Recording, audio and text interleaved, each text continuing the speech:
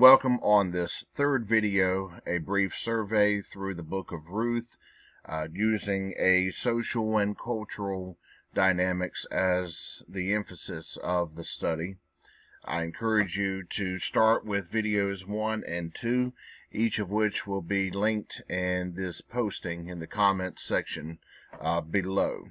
Where we left off at concluding in chapter number 1, Ruth and Naomi had made it to Bethlehem, and therein it was at the time of harvest, and the narrator is very intentional of giving a continuous reminder that Ruth is from Moab.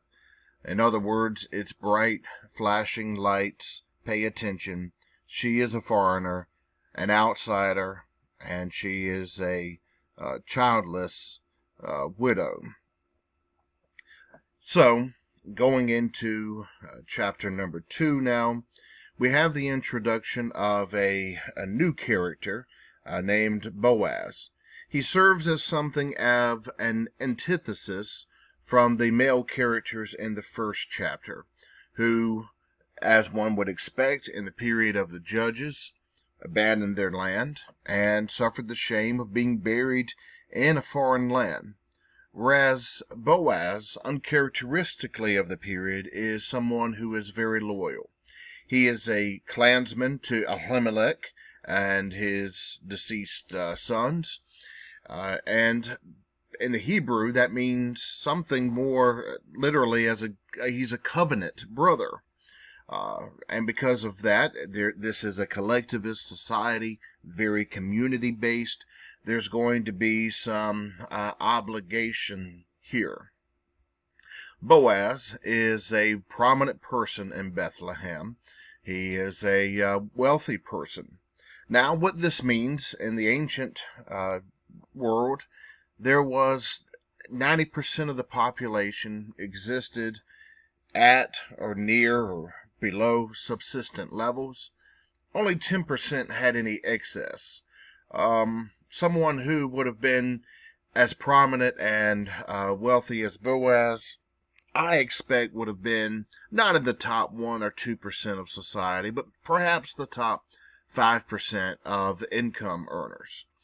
And so here we have as some have interpreted this as a love story, that there are romantic elements that are contained between the words, but yet this was not written as though it were a Hallmark film. A woman without honor who's in poverty, who's been through the hurt of being widowed, now meeting the honorable, wealthy man with honor, and they're going to fall in love. It might happen, but that's not the intent of the story. So, in the early part of this chapter, Naomi and Ruth, they are with nothing to eat. And so Ruth, the Moabite, is going to go and beg food in Bethlehem. Not certain why Naomi is seeming to remain at home. It might be her shame has her wanting to be somewhat isolated. However, in Leviticus 19, Deuteronomy 24, there is a provision for excess grain to be left by harvesters for aliens, widows, and orphans. And certainly Ruth qualifies under the alien and widow category. Begging was the only alternative for these women at this point, as there was few jobs available really other than prostitution, as one scholar asserts. So Ruth is in this field. It just so happens, as the language communicates, that it's in the field of Boaz. She doesn't seem to be targeting him. She just happens to find herself there. She catches Boaz's eye. Boaz asked who she is. In fact, the Syriac version has him asking, "What good is she?" And he learns of her foreign identity, her relationship to Naomi, and Boaz becomes interested in her in the sense that She has been loyal to her mother-in-law. Boaz has heard that, and again, Ruth was perhaps the first virtuous person within this story in a time when there was a lack of virtue. And so it's interesting that the foreigner is the one with the virtue. If you go back to video 1 and you find the occasion of this writing, then you start to see some of the hermeneutical, the interpretive framework coming to pass. In fact, Boaz here is also an intriguing character, but I'll get to that momentarily. Boaz says, "You've got a place here. You can glean in my fields, stay in my fields. You can actually go and drink from our water bucket." That's significant, sharing the water with a foreigner. That's no light thing. He offers her protection. "I'm going to make sure no one harasses you," or that may be translated as molest you. Remember, in the period of the Judges, there's a tragic reminder of what happens to defenseless women. He calls her daughter, which is also significant, meaning that now he is going to enter into a patronage relationship with her. He will be the patron. She's going to be the client. He's attaching himself to her. She recognizes that. She calls herself his slave, or some translations might say servant, to soften the blow. However, the servant-slave was at the lowest end of relationship. But she also acknowledges that although she calls herself the slave here, that she's still not on the same level as his other slave women. Why? Because she is a foreigner, and of course she's attached to Naomi's shame as well. Then within this chapter, there comes the first very sincere and real theological statement. Verse number 12, "Our God Yahweh will surely reward your faithfulness toward Naomi. He will protect and provide for you as one of his own people." The first real theological statement, and it's a rich one. This is an interpretive clue. Yahweh is going to reward her faithfulness in a time of unfaithfulness.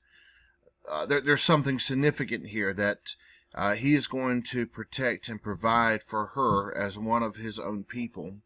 That faithfulness seems to be her entry, or a part of her entry into this covenant, and she will receive God's protection. And so as the story continues, Boaz becomes interested in her enough as a character that he even invites her over to eat. Well, table ethics were no light thing in this world. The Jews had 3 primary identification markers: circumcision, which was pretty private, Sabbath keeping, and dietary elements. And included within those dietary elements, it was just as important whom you ate with and whom you didn't eat with. You can read this more in the first century context through in the Gospels with Jesus and who he was eating with, tax collectors and sinners. Also can find this coming to play in the book of Galatians, as well as other New Testament categories. Who you ate with was whom you identified with, whom you were in covenant with. It was something of an endorsement of this person. So Boaz inviting Ruth to meal, it means that he is endorsing her. He is moving her up, in a sense, on the honor scale. And so here Naomi and Elimelech and the family moved from Bethlehem, the house of bread, to Moab during a time of famine to get bread. They moved to a place that was inhospitable, at least in the historical perspective. But now they've come back to Bethlehem, the house of bread, and here now the family is being fed. They have bread, and not only that, but they have protection here as well.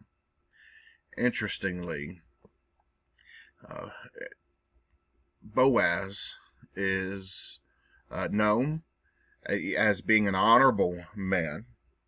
However, his mother is Rahab the harlot that we find in the book of Joshua. And so here Boaz is one that has come from the product of a mixed marriage, who's become honorable, even though his near ancestor was a Gentile. And so the two characters, virtuous characters in this story, are the two that, well, the woman Ruth, who is Moabite, and the man Boaz, who's only half Hebrew. This is very important for the framework as we conclude chapter number 2 and go into chapter number 3. And what is further significant here in this second scene is when chapter 1 closed, it closed on a very melancholy tone. Naomi was empty. They were hungry. They were desperate. They had suffered loss. And now, as chapter 2 concludes, they have hope. They have protection. They have connection. And they have food.